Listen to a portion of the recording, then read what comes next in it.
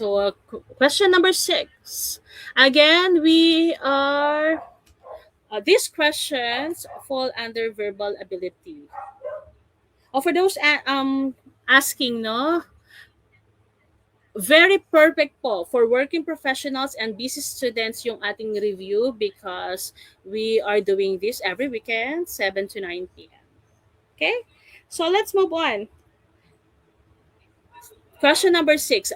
Blank, do you think will represent the class in the competition? Is it letter A, whom, B, who, C, whoever, or D, whomever? Again, number 6 question. Blank, do you think will represent the class in the competition? Is it letter A, whom, B, who, C, whoever, or D, whomever? You may start. Just type in your answer. Again, shout out to all our viewers in all over the Philippines. Good evening. This is Coach Risa of Team Padayon. Magandang gabi po sa lahat. Okay, in our chat box, I'm seeing answers. Some of you says letter A, B. Marnelli says A. Apple, whom? Same as Shannon. MJ. Fatima A. Joren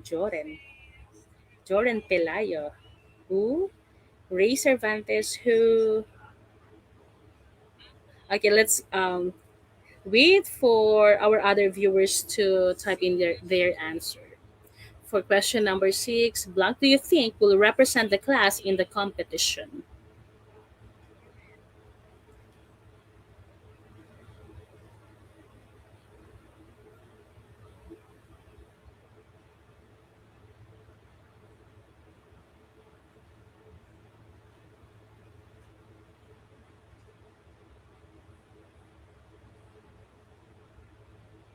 Okay. Again, if you're interested to enroll in Team Padayon Review Center, you just type how, comment how in this live. Okay, shall we reveal the answer? Blank do you think will represent the class in the competition? Are you ready? So the correct answer for number 6 is who. Oh, why who? Remember po. Use who when the pronoun act as the subject of the verb. Pag yung pronoun, ano po ba yung mga pronoun? Words that we substitute sa noun, di ba? Pag yung pronoun ang nag-a-act sa verb, ang ipapalit natin ay who. Let's say, he will be the one to represent the class.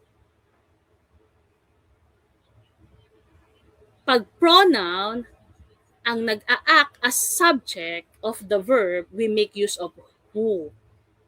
Diba? Kung he, let's say, he will be the one to represent. Sino ba yung nag-a-act? Ko-convert mo lang siya with this question. Who do you think will represent the class in competition? He. Siya ang magre-represent. Ano po? Huwag po natin kakalimutan. Again, who, we make use of who when the pronoun act as the subject of the verb. Let's try to simplify the question. Who will represent the class? Who is doing the action? Sino po yung naggagawa ng action? Yung magre-represent, right? Ang quick rule is that pag subject, who. Pag object, whom.